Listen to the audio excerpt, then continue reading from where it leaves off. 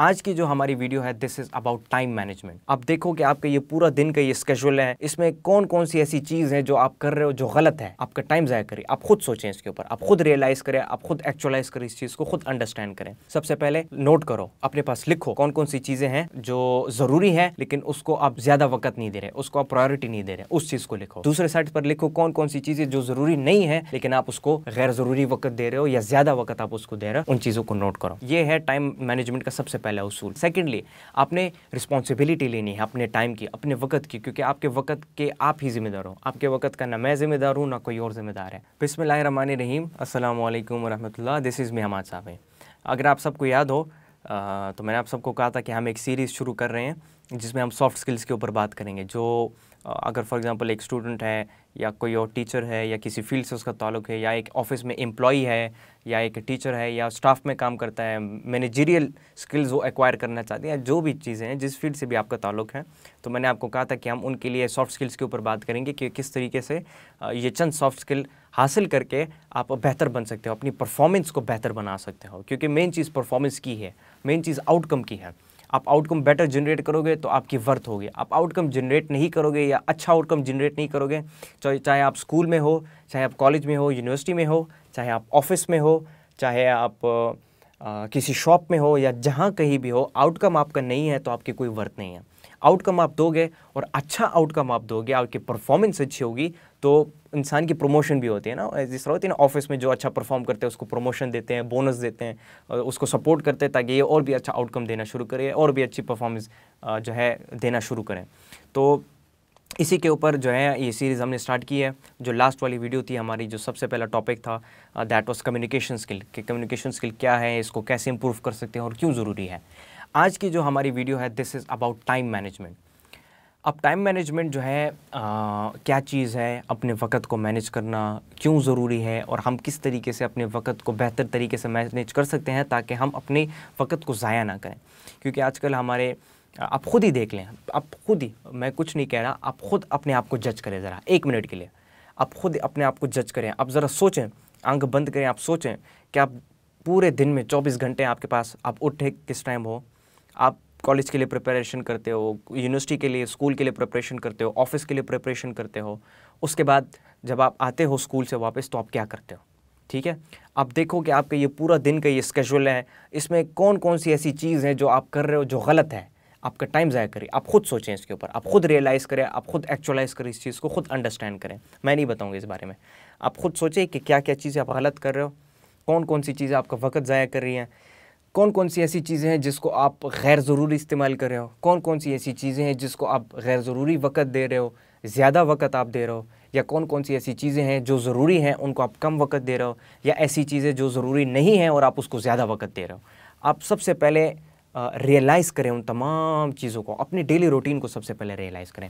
Time management को बेहतर बनाने के लिए, अपने टाइम को बेहतर मैनेज करने के लिए सबसे पहली चीज़ ये ज़रूरी है, रियलाइज़ जो आपका टाइम टेबल है, पूरे दिन का आपका स्केड्यूल है, डेली रूटीन है जो आप मोस्टली अपनी डेली लाइफ में करते हो, सबसे पहले उस चीज़ को रियलाइज़ करो। ये खुद करो आप, या आपका काम है करना। अगर आपके अंदर थोड़ी सी वो मोटिवेशन है, थोड़ी सी भी तड़प है, अपनी ज़िंदगी को थोड़ा सा भी बेहतर बनाना चाहते हो, ये आपको खुद करना है। सबसे पहले नोट करो, अपने पास लिखो कौन कौन सी चीज़ें हैं जो ज़रूरी हैं लेकिन उसको आप ज़्यादा वक्त नहीं दे रहे, उसको आप प्रायोरिटी नहीं दे रहे, उस चीज़ को लिखो। दूसरे साइड पर लिखो कौन कौन सी चीज़ें जो ज़रूरी नहीं है लेकिन आप उसको गैर ज़रूरी वक्त दे रहे हो या ज़्यादा वक्त आप उसको दे रहे हो, उन चीज़ों को नोट करो। ये है टाइम मैनेजमेंट का सबसे पहला उसूल कि आपने नोट डाउन करना है उन तमाम चीज़ों को। अच्छा, सेकेंडली, आपने रिस्पॉन्सिबिलिटी लेनी है अपने टाइम की, अपने वक्त की, क्योंकि आपके वक्त के आप ही ज़िम्मेदार हो। आपके वक्त का ना मैं ज़िम्मेदार हूँ ना कोई और ज़िम्मेदार है। आप अपना वक्त ज़ाया कर रहे हो, ये आपकी ज़िम्मेदारी है। और ये वक्त की इम्पोर्टेंस ये है कि टाइम की इंपॉर्टेंस ये है कि एक दफ़ा आपसे ये वक्त चला जाए, दोबारा नहीं आने वाला ये वक्त। आप 1 सेकंड भी आपने ज़ाया कर दिया, उस 1 सेकंड जो आप ज़ाया कर चुके हो, आप अपनी 50-60 साल ज़िंदगी उस 1 सेकंड को रिकवर करने में लगाओ, आप नहीं कर सकते हैं। 1 सेकंड की इतनी वैल्यू है कि 1 सेकंड को ज़ाया करो, 50-60 साल अपनी ज़िंदगी के लगाओ, आप उस 1 सेकंड को रिकवर नहीं कर सकते। ये है टाइम की असल वैल्यू। आप जितनी कोशिश करो आप नहीं कर सकते। एक दफ़ा आपके हाथ से ये वक्त निकल गया, दोबारा नहीं आने वाला, कभी नहीं आने वाला। और इसकी मैं एक बहुत अच्छी मिसाल आपको ये देता हूँ। आप जाएं अपने वालिदैन के साथ बैठें, आप अपने बड़ों के साथ बैठे हैं, बड़े भाई के साथ बैठे हैं, बड़ी बहन के साथ बैठे हैं, अपने अब्बू या अम्मी के साथ बैठे हैं, अपने दादा दादी नाना नानी जो भी आपके घर में बड़ा है इस वक्त, आप उसके साथ बैठे हैं और आप उनसे ज़रा पूछें कि ऐसा किस चीज़ में आपने वक्त लगा दिया कि आप अभी उसको मतलब फॉर एग्ज़ाम्पल आपने कौन सा एक ऐसा काम किया है जिसके बारे में आप आज भी सोचते हो कि अगर मैं वो वक्त ज़ाया नहीं करता, उसके बजाय किसी अच्छे काम में वक्त इन्वेस्ट करता, तो आज मुझे कितना फ़ायदा मिलता।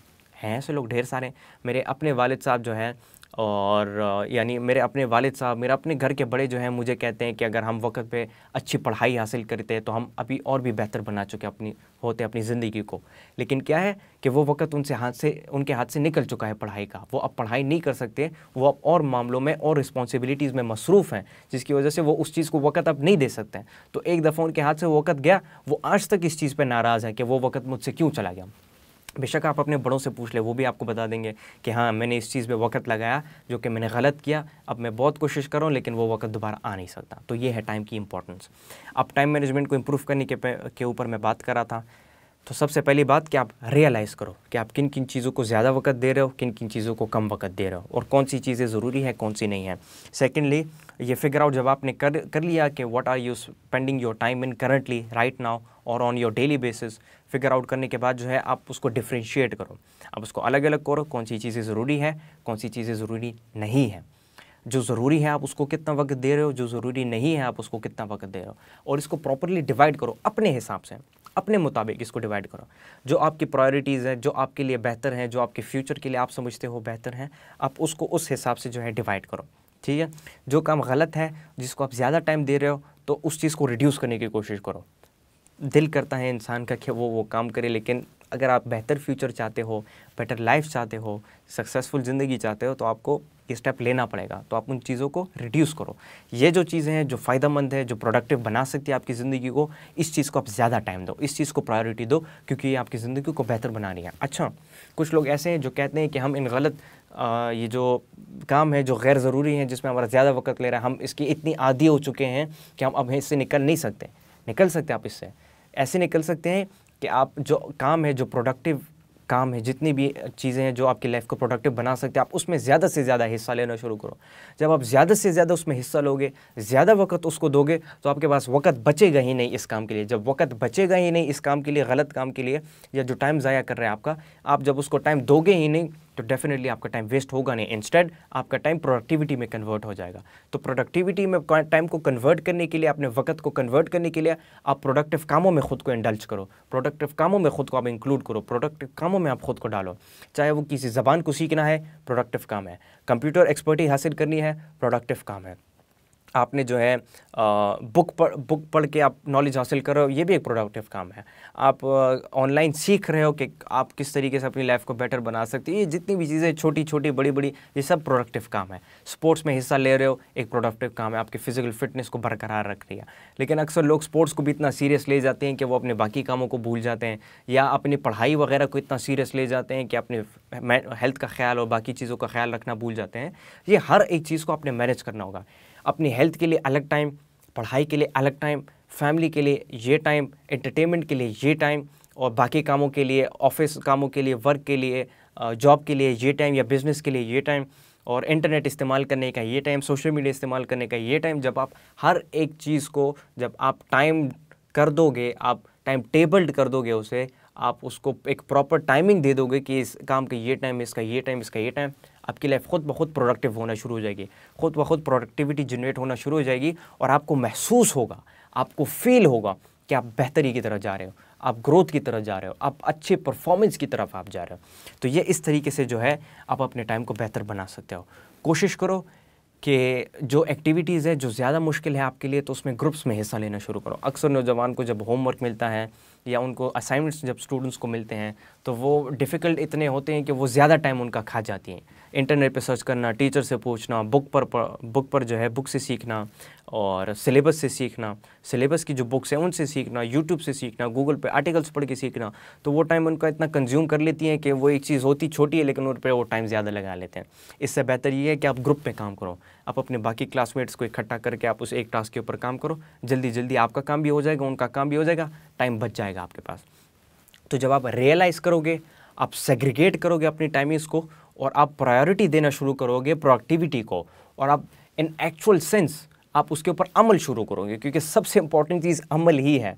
क्योंकि आपको ऑर्गेनाइजेशंस नज़र आएंगी जिनका टाइम टेबल होता है लेकिन उसके ऊपर अमल नहीं होता, तो कोई फ़ायदा नहीं उसका। आप अपना टाइम टेबल बनाओ, अपने आप को थकाओ, सेग्रीगेशन करो, जो करना है करो, ये तमाम चीज़ें आपने कर ली, आप उसके ऊपर अमल नहीं कर रहे तो आपके उस टाइम टेबल का और इतनी ख्वारी और मेहनत का कोई फ़ायदा नहीं हुआ, उल्टा वो भी वेस्टेज ऑफ टाइम हो गया आपका जब आपने उसके ऊपर अमल ही नहीं किया।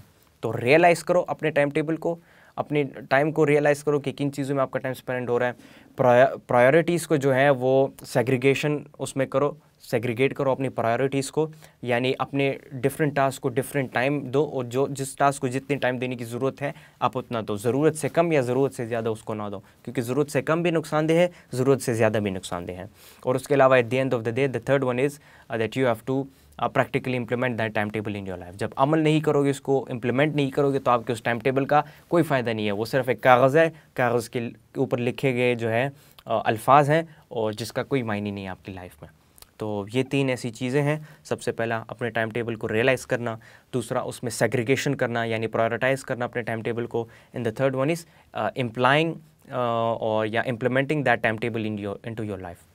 अगर आप इन 3 चीज़ों को अचीव कर लेते हो तो आप अपना टाइम को इतना प्रोडक्टिव इस्तेमाल करना शुरू कर दोगे। बिलीव में जो लोग अपने टाइम मैनेजमेंट बेहतर तरीके से करते हैं, अपने टाइम को प्रोडक्टिव बनाते हैं, यानी एक एक सेकंड उनका कीमती होता जाता है, एक एक सेकंड उनका प्रोडक्टिव होता जाता है, वो लोग बहुत ज़्यादा एक्सेप्शनल ग्रोथ करते हैं, वो लोग एक्सेप्शनल डेवलपमेंट आती है, एक्सेप्शनल चेंज आता है उन लोगों की ज़िंदगी में। आप 1 हफ़्ता 2 हफ़्ता 1 महीना तक इस चीज़ को फॉलो करो और आप देख लोगे कि कितना चेंज आया अपनी ज़िंदगी में। अच्छा, एक और बहुत ही अच्छा तरीका है टाइम को अपने आप को टाइम टेबल करने का, that is praying 5 times a day. अब ये 5 वक्त की नमाज़ पढ़ना, इसके बहुत बहुत बहुत बहुत सारे फ़वाइद हैं जिसको मैं एक्सप्लेन नहीं कर सकता, ना ही मेरी इतनी हैसियत है कि मैं उसको एक्सप्लेन कर पाऊँ।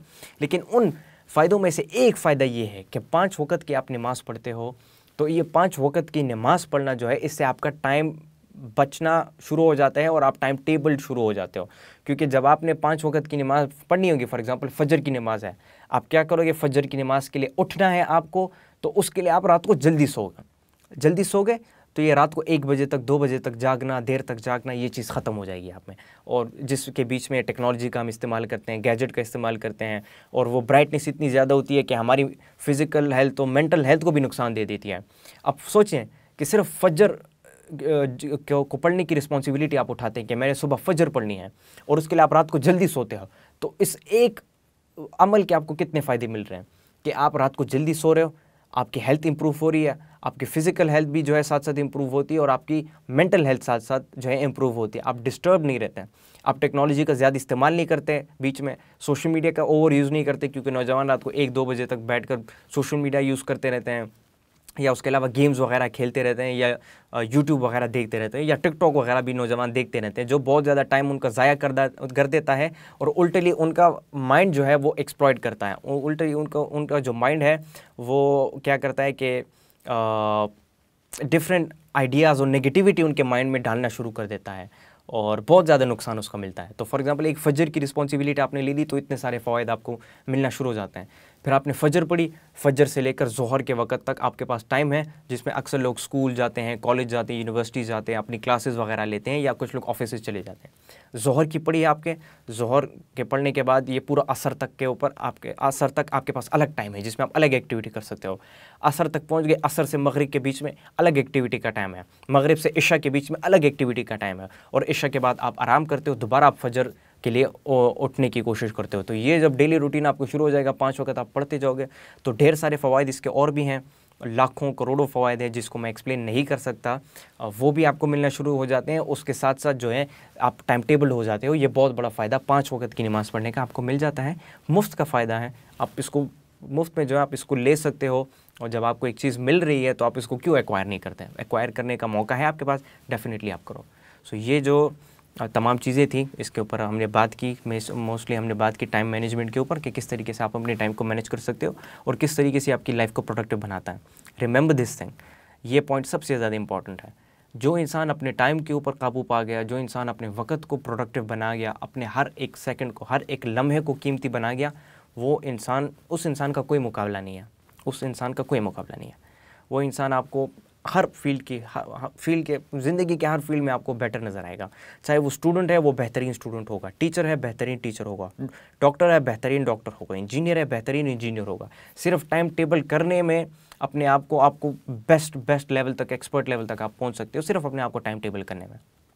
ये थी सेकंड सॉफ्ट स्किल जिसके ऊपर मैंने बात की। जो पहली थी, एज आई सेड बिफोर, इस वीडियो में भी मेंशन किया, लास्ट वीडियो में भी उसके ऊपर हमने बनाई थी, दैट वाज कम्युनिकेशन स्किल। जो दूसरी है ये है टाइम मैनेजमेंट के ऊपर। टाइम मैनेजमेंट क्या है, टाइम मैनेजमेंट क्यों ज़रूरी है, और हम अपने आप टाइम को कैसे मैनेज कर सकते हैं, इस वीडियो में हमने इस चीज़ के ऊपर बात की। और इंशाल्लाह ताला ये बाकी के जो फिंगर्स हैं, ये जो बंद है फ़िलहाल, इसको भी हम धीरे धीरे ओपन करते जाएंगे, और बाकी के जितने स्किल्स हैं, सॉफ्ट स्किल्स, उसके ऊपर हम बात करते जाएंगे, जिसका अल्टीमेटली जिसका फ़ायदा है आपकी लाइफ में, अल्टीमेटली प्रोडक्टिव, क्रिएटिव और इनोवेटिव बनाता है आपको। Thank you so much for watching.